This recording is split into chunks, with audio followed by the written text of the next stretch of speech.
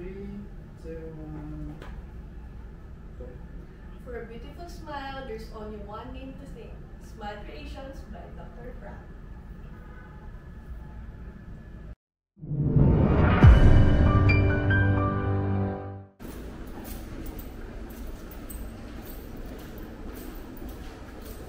Hi guys! Ngayon sila meet tayo ngayon ni Dr. Frank. Kasi kakabit na sa akin yung porcelain veneers ko. So I'm very excited. So, see you later. Bye!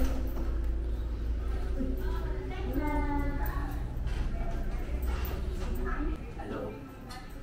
Wait lang, si John, let's go. Hello, ayan. So today, ang ikakabit na aking porcelain veneers. Sorry, saka.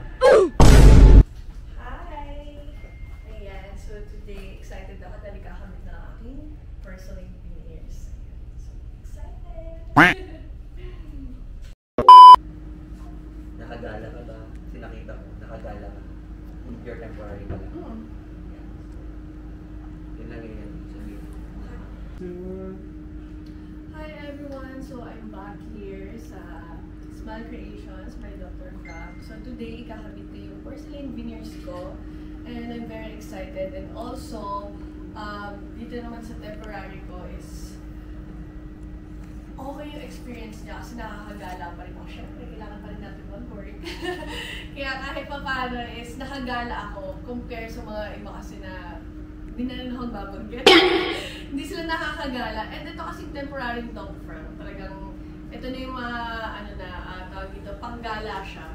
Hindi siya yung like others na nakakahiya lumabas kasi hindi maganda yung temporary. So ngayon, ayan, excited na ako ikabit yung porcelain ko. Yeah.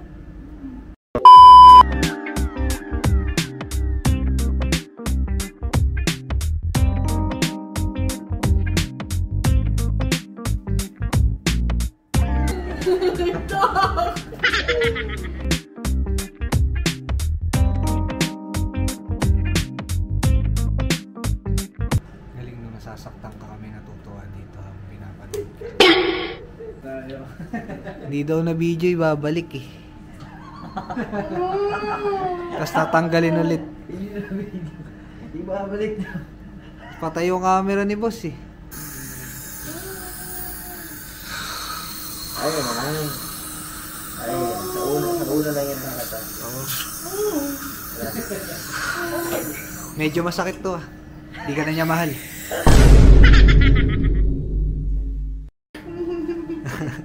Budol to budol. Ganyan na lang kaya, Dok, yung hindi pantay. Temporary ba nga, na-enjoy mo ay na wala kang nararamdaman. Hindi nasasaktan yan. Pagkatas, Dok, pirmahan mo yung isang ngipin niya.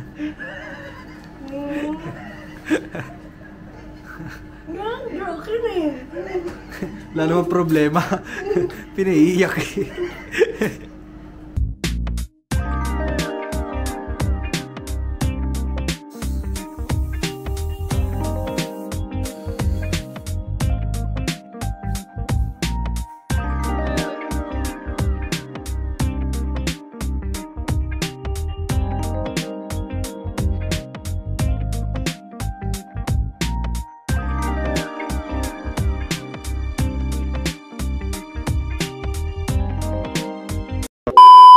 Guys, ayan, finally nakabit ang aking porcelain.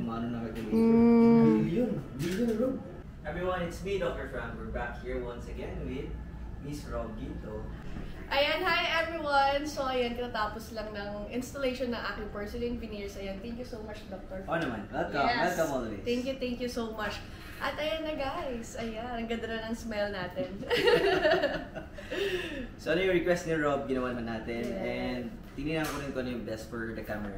So, syempre with the shade selection, tapos inayos namin yung content na 2 front teeth niya na sobrang nakatingin dun sa left. So if you check her now, and for sure abangan nyo rin siya sa dami niya pang gagawin sa video. Thank you guys! And thank you Dr. Frank. Smile Creations by Dr. Frank. See you guys soon. Thanks!